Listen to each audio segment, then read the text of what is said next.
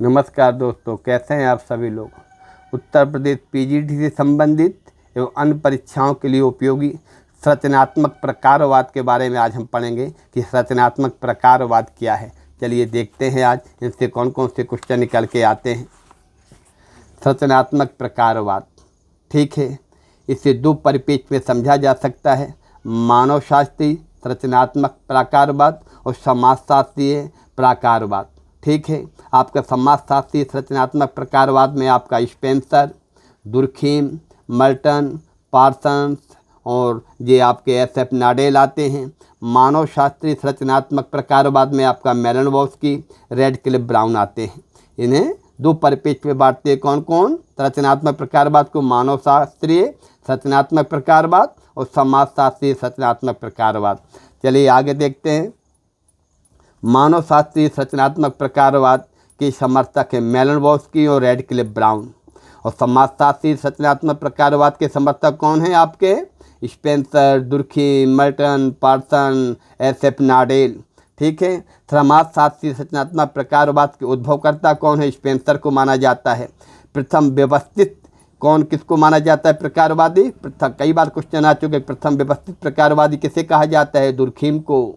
इसके उद्भवकर्ता कौन है? समाजशास्त्री। इसमें कौन? स्पेंसर आ जाएगा। अन्य समर्थक कौन है? Parson, S F. Nadel, Levi Strauss, Merton.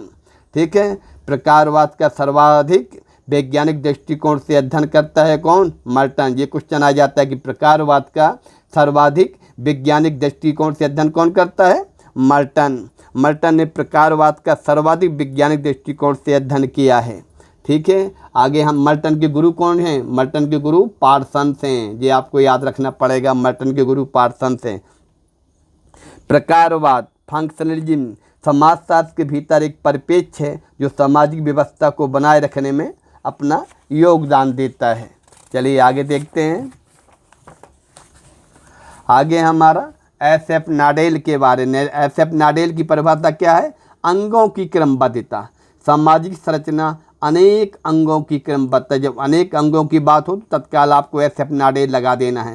सामाजिक संरचना क्या है? अनेक अंगों की क्रमबद्धता की ओर संकेत करती है। यह संरचना तुलनात्मक रूप से स्थिर होती है, यद्यपि इसके निर्माण करने वाले अंग स्वयं में परिवर्तनशील होते हैं।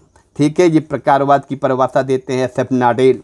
संरचनात्मक प्रकारवाद वह उपागम है जिसके द्वारा एक अध्ययनकर्ता एक विशेष समाज की संरचना के संदर्भ में उसका निर्माण करने वाली इकाइयों के प्रकारों का विश्लेषण करता है। आगे देखते हैं। संरचनात्मक प्रकारवाद शब्द का उपयोग सबसे पहले किसने किया है? हर्बर्ट स्पेंसर ने किया है। ठीक है, कौन सी पुस्तक में? सोशल एनोलॉजी या सामाजिक सादृश्यता का सिद्धांत।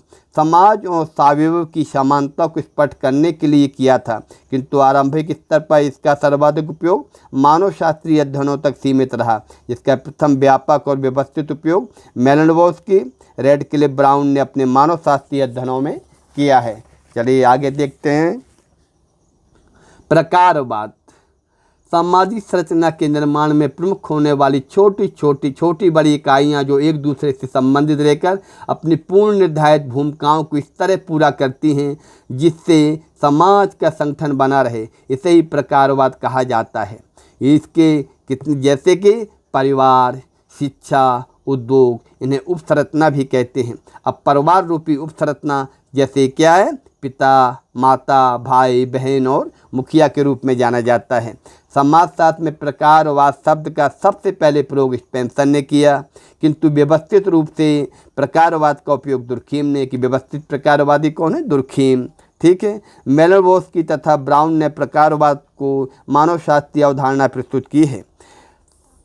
संरचनात्मक प्रकारवाद शब्द का उपयोग सबसे पहले स्पेंसर ने किया है। चलिए आगे देखते हैं। आगे है सर्वाधिक वैज्ञानिक प्रकारवादी मर्टन। ये क्या है? छोटी छोटी चीज़ है जो किलोबाइट है, हम इनको कई जगह लिख देते हैं तो उससे क्या है? याद बना रहता है। हर बार किन में भाई फोकस जरूर करो कि ये क्वेश्चन कई बार आता है। सर्वाधिक वैज्ञानिक प्रकारवादी मर्टन। सामाजिक आवश्यकता के सिद्धांत किसने दिया? सामाजिक आवश्यकता सिद्धांत मेलानोव्स्की ने। चलिए देखते हैं। मर्टन ने प्रकारवाद के विभिन्न आयामों की चर्चा करके उसके सर्वाधिक वैज्ञानिक रूप को प्रस्तुत किया है। मर्टन को प्रकारवाद के सर्वाधिक वैज्ञानिक रूप को प्रस्तुत किया है। प्रकारवाद की परिभाषा क्या है? रेडकिल ब्राउन क्या कहते हैं? ब्राउन ने अपनी पुस्तक structure and function in primitive society में लिखा है कि एक विशेष सामाजिक इकाई का प्रकार उसके द्वारा किए जाने वाला वह योगदान है जिससे वह सामाजिक व्यवस्था क्रियाशीलता को बनाए रखने के लिए सामाजिक जीवन को प्रदान करता है। दुर्खीम के अनुसार सामाजिक तत्व प्रकार, दुर्खीम संबंधित है सामाजिक सोशल फैक्ट, किसी सामाजिक तथ्य का प्रकार उसकी वह भूमिका है जिसके द्वारा संपूर्ण समाज की आवश्यकताओं को पूरा करना अथवा समाज को बनाए रखना संभव होता है। ये कौन बात करता है? दुर्खीम बात करता है। चलिए आगे देखते हैं। मर्टन की पुस्तक है social theory and social structure. Merton ने एक सिद्ध अवधारणा दी है, कौन सा? निराश्रित परिणाम। चलिए मैं प्रकारवाद को स्पष्ट करते हुए लिखा है कि प्रकार वे निराश्रित परिणाम है। कौन कहता है? मर्टन। जब ये आ जाए तो समझ लो मर्टन का है। प्रकार वे निराश्रित परिणाम हैं जो सामाजिक व्यवस्था में अनुकूलन अथवा सामंजस्य को संभव बनाते हैं। जॉनसन की परिभाषा क्या है? इसमें एक छोटा सा क्लू वर्ड आएगा, आंशिक संरचना। अगर आपको आंशिक संरचना की बात मिल जाए आपका जॉनसन आ जाएगा। अगर आपको निराश्रित परिणाम मिल जाए परिभाषा में सामाजिक में प्रकारवाद में तो मर्टन आ जाएगा। जॉनसन क्या कहते हैं? किसी भी आंशिक संरचना, आ गई ना आंशिक संरचना, इसको क्लू वर्ड पकड़ लिया अपन ने, पूरी रटने की जरूरत नहीं है। किसी भी आंशिक संरचना अथवा उप समूह सामाजिक आदर्श नियम अथवा सांस्कृतिक मूल्य की कोई क्रिया प्रकार तब कहलाती है जब वह किसी दूसरी सामाजिक व्यवस्था या उपलब्धता की एक या अधिक आवश्यकताओं को पूरा करने में योगदान करती है। अब क्लूकोन की परिभाषा क्या है? क्लूकोन क्या कहते हैं? संस्कृति का कोई भी भाग तभी प्रकार्यात्मक होते हैं जब वह अनुक्रिया के ऐसे रूप को स्पष्ट करता है जो समाज की दृष्टि से अनुकूलन में तथा व्यक्ति की दृष्टि से सामंजस्य करने में सहायक हो। ये क्लूकोन बात करते हैं। आगे हम देखते हैं प्रकार की विशेषताएं कौन कौन सी हैं। पूर्व निर्धारित कार्य, सामाजिक स्वीकृति, विशेष उद्देश्य, उपयोगिता का गुण, सामाजिक संगठन के लिए आवश्यक है, परस्पर संबद्धता, विविधता, सापेक्षिक परिवर्तनशीलता, व्यापकता। इसको एक क्लू वर्ड में उपयोगिता, व्यापकता, विविधता, संबद्धता, पूर्व निर्धारित कार्य, सामाजिक स्वीकृति, विशेष उद्देश्य, सामाजिक संगठन के लिए आवश्यक, सापेक्षिक परिवर्तनशीलता। ये क्या है? प्रकार की विशेषताएं हैं। आगे हम देखते हैं समाजशास्त्रीय प्रकारवाद का आरंभिक रूप। ठीक है, स्पेंसर का प्रकारवाद डार्विन के प्राणीशास्त्रीय सिद्धांत से प्रभावित होकर सोशल एनालॉजी सामाजिक समरूपता के सिद्धांत के आधार पर समाज और सावयव का तुलनात्मक अध्ययन करते हुए अपने प्रकारवाद का विश्लेषण किया है। किसने? स्पेंसर ने। डार्विन का बुलडॉग स्पेंसर को कहा जाता है। कौन कहते हैं? जूलियन हक्सले कहते हैं। क्या कहते हैं? कि डार्विन का बुलडॉग स्पेंसर को कहा जाता है। किसने कहा है? जूलियन हक्सले ने कहा है। समाज में सावयवों का तुलनात्मक अध्ययन करते हुए प्रकारवाद का विश्लेषण किया स्पेंसर ने। आगे हम देखते हैं सावयवों का उद्विकासशील प्रक्रिया के आधार पर अनिश्चित असंबद्धता समानता से निश्चित संबद्धता भिन्नता में परिवर्तित हो जाता है। जैसे अनिश्चित से निश्चित की ओर, असंबद्धता से संबद्धता की ओर, समानता से भिन्नता की ओर और सरलता से जटिलता की ओर। आगे हम देखते हैं सावयव की तरह समाज रूपी संरचना में विभिन्न अंग होते हैं स्पेंसर, जैसे परिवार, राज्य, धर्म, प्रथा, आचार।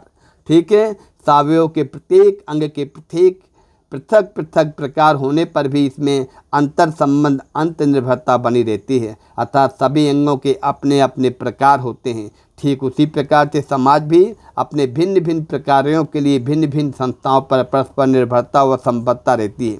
जिस प्रकार उद्विकास की प्रक्रिया से बढ़ने से विभिन्न इकाइयों के प्रकारों के बीच परस्पर निर्भरता बढ़ती जाती है, उसी प्रकार समाज के विकसित होने के साथ परस्पर अंतर निर्भरता विभिन्न इकाइयों में बढ़ती जाती है।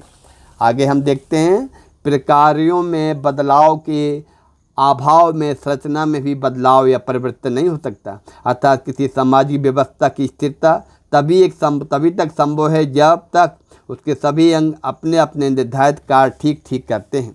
दुर्खीम का प्रकारवाद सामाजिक घटनाओं को महत्वपूर्ण माना है। दुर्खीम ने अपने प्रकारवाद की अवधारणा में सामाजिक घटनाओं को महत्वपूर्ण माना है।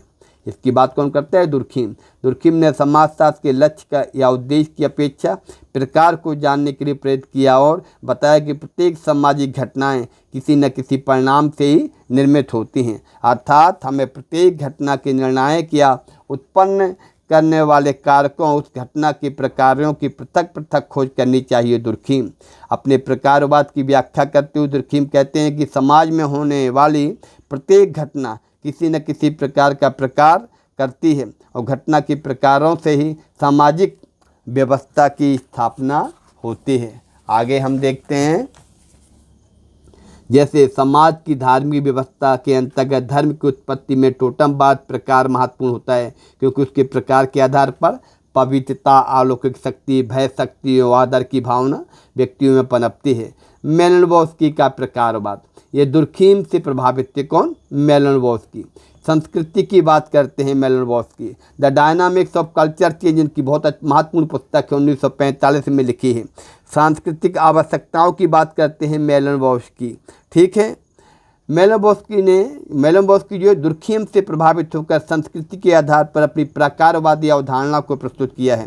मेलानोव्स्की कहते हैं कि संस्कृति के विभिन्न अंगों का केवल एक विशिष्ट स्वरूप ही नहीं होता, बल्कि एक विशिष्ट प्रकार भी होता है। मेलानोव्स्की आगे कहते हैं कि संस्कृति की कोई भी इकाई ऐसी नहीं होती जो किसी के भी काम न आए, अर्थात जो प्रकार विहीन हो, सांस्कृतिक अवशेष ही नहीं। आगे हम देखते हैं मेलानोव्स्की क्या कहते हैं कि कोई भी सांस्कृतिक तत्व अवशेषी नहीं है। प्रत्येक सांस्कृतिक तत्व की कोई न कोई महत्वपूर्ण भूमिका अवश्य होती है। जो कुछ समाज में मौजूद है वो अपरिहार्य है। संस्कृति का प्रकारवादी सिद्धांत दिया है मेलानोव्स्की समग्रवादी दृष्टिकोण को मानते हैं। अब आता है रेडक्लिफ ब्राउन का प्रकारवाद। ये रेडक्लिफ ब्राउन किससे प्रभावित थे? स्पेंसर से। और मेलानोव्स्की किससे प्रभावित थे? दुर्खीम से। ये क्वेश्चन आ जाते हैं भाई। ठीक है, बुक किया है इनकी ब्राउन की structure and function in primitive society. Brown सामाजिक संरचना की अवधारणा के साथ ही प्रकारवाद की अवधारणा का भी प्रतिपादन करते हैं, इसलिए ब्राउन को संरचनात्मक प्रकारवादी कहा जाता है। ब्राउन मेलानोव्स्की के प्रकारवाद को अस्वीकृत करते हैं और कहते हैं कि प्रकारवाद एक मिथ्या कल्पना है। इसकी बात कौन करता है? मिथ्या कल्पना की। ध्यान रखिएगा, ब्राउन। ऐसा कोई शब्द होता ही नहीं जैसे हम प्रकार कहें। रेडक्लिफ ब्राउन के मुख्य बिंदु क्या हैं? प्रकार की अवधारणा को समझने के लिए सामाजिक जीवन और स्वाभाविक जीवन की समानता पर ध्यान देना आवश्यक है। सामाजिक संरचना के प्रारूप में होने वाली परिवर्तन सामाजिक इकाइयों के प्रकारों पर निर्भर करता है। समुदाय के जीवन पर प्रत्येक इकाई का एक प्रकार होना आवश्यक नहीं होता तथा विभिन्न समाजों में इन इकाइयों के प्रकार एक दूसरे से भिन्न हो सकते हैं। समाज और स्वभाव एक दूसरे से पूरी तरह समान नहीं होते, इसलिए समाज की सामाजिक व्यवस्था की प्रकृति को प्रक्रियात्मक एकता के आधार पर ही समझा जा सकता है। आगे हम देखते हैं मर्टन का प्रकारवाद। ये व्यवस्था की संतुलन व एकता पर केंद्रित है। इनका प्रकारवाद। मर्टन एक ऐसे प्रकारवादी समाजशास्त्री जो हमेशा व्यवस्था के संतुलन व एकता पर जोर देते हैं। मर्टन के प्रकारवाद व्यवस्था के संतुलन व एकता पर केंद्रित रहा है। मर्टन को आधुनिक प्रकारवाद का नेता कहा जाता है। ये क्वेश्चन कई बार आया है। मर्टन ने सार्वभौमिक प्रकारवाद यूनिवर्सल फंक्शनलिज्म की अवधारणा दी है। मर्टन ने समाज में प्रकार्यात्मक एकता की बात की है। मर्टन ने अपने प्रकारवाद की अवधारणा के लिए 11 सूत्रीय पैराडाइम दिए हैं। पैराडाइम शब्द को मर्टन ने कोहेन से लिया था। कोहेन की पुस्तक है स्ट्रक्चर ऑफ साइंटिफिक रेजुलेशन, इससे लिया था। कौन? पैराडाइम। बहुत महत्वपूर्ण क्वेश्चन है ये। इसके बाद है आपका मर्टन ने प्रकारात्मक सिद्धांत के लिए एक प्रारूप प्रस्तुत किया है, मध्य क्षेत्रीय सिद्धांत। कई बार आया कि मिडिल रेंज थ्योरी किसकी है? मर्टन की है। पैराडाइम किसका है? मर्टन का है। मर्टन शास्त्रीय प्रकारवाद की आलोचना करते हुए अपने सिद्धांत को 4 भागों में बांटते हैं। क्या है? सुधारात्मक, व्यवस्थित अध्ययन, अप्रक्रियात्मक और प्रक्रियात्मक विकल्प। मर्टन कहते हैं कि समाजशास्त्र में प्रकार में वैश्विक वस्तुनिष्ठ निरीक्षणीय परिणाम हैं जो समाज के अनुकूलन को बनाए रखते हैं। मर्टन ने प्रकार को दो भागों में विभक्त किया है, मैनिफेस्ट फंक्शन प्रकट प्रकार यानी प्रकट प्रत्यक्ष या अभिहित प्रकार, लेटेंट फंक्शन अप्रकट प्रकार, अप्रकट अप्रत्यक्ष और निहित प्रकार। ये मर्टन ने किया है। मर्टन ने कितने प्रकार के बताए हैं प्रकार, प्रकट व अप्रकट प्रकार। ठीक है, आगे हम देखते हैं मर्टन कहते हैं प्रकारवाद में संघर्ष को भी स्थान देना चाहिए। इस प्रकार मर्टन ने संघर्ष को प्रकारवाद के साथ जोड़ते हुए नए रूप में प्रकार को प्रस्तुत किया है। मर्टन ने प्रकार, दुष्प्रकार, आकार जैसे शब्दों का प्रयोग किया है। मर्टन पूर्ववर्ती प्रकारवादियों की मान्यताओं का खंडन करते हुए प्रकारात्मक विश्लेषण की पद्धति को संशोधित रूप में प्रस्तुत किया है। समाजशास्त्र में प्रकारात्मक विकल्पों की अवधारणा का सुझाव मर्टन ने दिया है। ठीक है, प्रकट प्रकार इस सामाजिक व्यवस्था में अनुकूलन तथा समायोजन लाते हैं। कैसे कहते हैं प्रकट प्रकार? सामाजिक व्यवस्था में क्या करते हैं? अनुकूलन तथा समायोजन लाते हैं तथा जो उस व्यवस्था को सम्मिलित सदस्यों द्वारा मान तथा इच्छित होते हैं। अप्रकट प्रकार क्या है? इस सामाजिक व्यवस्था में अनुकूलन और समायोजन तो लाते हैं किंतु व्यवस्था के सदस्यों द्वारा ना तो मान होते हैं, किंतु व्यवस्था के सदस्यों द्वारा ना तो मान होते हैं ना ही इच्छित होते हैं। चलिए आगे देखते हैं। पार्सन्स का प्रकारवाद। अमेरिकी समाजशास्त्री टालकर पार्सन ने कट्टर प्रकारवादी माना जाता है। पार्सन्स पूर्ण रूप से एकता और स्थायित्व पर जोर देते हैं। पार्सन्स कहते हैं कि मानवीय प्रवृत्ति तार्किक और स्वतंत्रता है, वह अपने हितों से संचालित है। अपने प्रकार संबंधी विवेचना में कहा है कि कोई भी आंशिक संरचना केवल प्रकार ही नहीं करती बल्कि आकार भी कर सकती है। पार्सन्स का कहना है कि कोई भी संरचना प्रकार भी कर सकती है, आकार भी कर सकती है। पार्सन्स ने अनुष्ठानों के प्रकार की अवधारणा दी है। बहुत अच्छा क्वेश्चन निकल के आ रहा है इसका। पार्सन्स ने अनुष्ठानों के प्रकार की अवधारणा किसने दी? पार्सन्स ने। पार्सन्स मानव समाज को गतिशील संतुलन मानते हैं। आगे हम देखते हैं पार्सन्स की परिभाषा क्या है। साझा मूल्य की बात करते हैं पार्सन।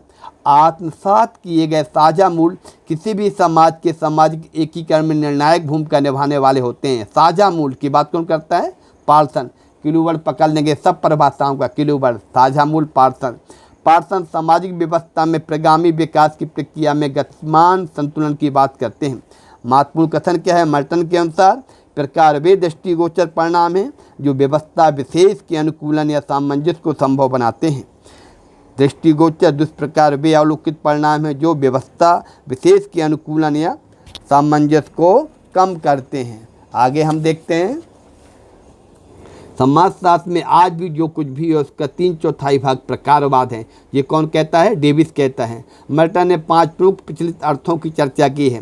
प्रकार सार्वजनिक उत्सव या सम्मेलन के अर्थ, प्रकार व्यवसाय के रूप में, प्रकार किसी सामाजिक पद पर आसीन व्यक्ति के कार्यकलापों या भूमिका के अर्थ में, गणित शास्त्रीय अर्थ के व्यवस्था बनाए रखने में सहायक प्राणी शास्त्रीय सामाजिक कार्य प्रणाली के अर्थ में। रेडक्लिफ ब्राउन के अनुसार एक विशेष सामाजिक इकाई का प्रकार उनके द्वारा किए जाने वाला योगदान है जिसे वह सामाजिक जीवन को प्रदान करता है। आगे हम देखते हैं ब्राउन के अनुसार। ब्राउन प्रकार एक आंशिक क्रिया द्वारा उस संपूर्ण क्रिया को दिया जाने वाला योगदान है जिसका कि वह एक भाग है। रेडक्लिफ ब्राउन के अनुसार संरचना और प्रकार एक ही सिक्के के दो पहलू हैं। कौन बात करता है? ब्राउन कहता है कि संरचना क्या है? संरचना और प्रकार एक ही सिक्के के दो पहलू हैं। संरचनात्मक प्रकारवाद परिप्रेक्ष्य की मुख्य सीमा है कि वह क्षेत्र आधारित कार्य के समय वर्तमान उपलब्ध केवल स्थिति चित्त पर ही विचार करता है। संरचना प्रकारवाद को पुनर्जीवित करने का प्रयत्न ही नव प्रकारवाद कहलाता है। भारत में संरचनात्मक उपागम का प्रयोग S.C. दुबे ने किया है। आगे हम देखते हैं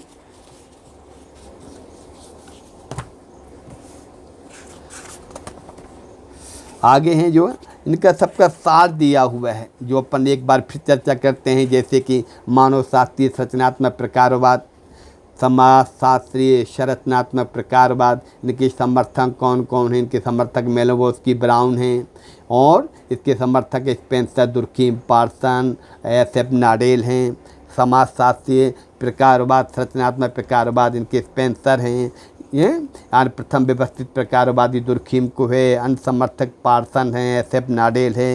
इस तरीके से हमने सारी चीज़ों को अध्ययन किया है। इनको अब आप गहन अध्ययन करेंगे। ये शॉर्ट में पूरा दिया हुआ है। इसमें मेलनोवस्की दुर्खीम से प्रभावित थे, ब्राउन स्पेंसर से प्रभावित थे। ये सारी चीज़ें बार बार लिखने से क्या है, दिमाग में बैठती रहती हैं।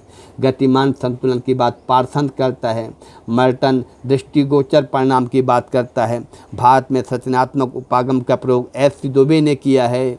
आधुनिक प्रकारवाद का नेता मर्टन को कहा जाता है। इस तरीके से हम देखते हैं सारी चीज़ें हमारे दिमाग में बैठ जाती हैं।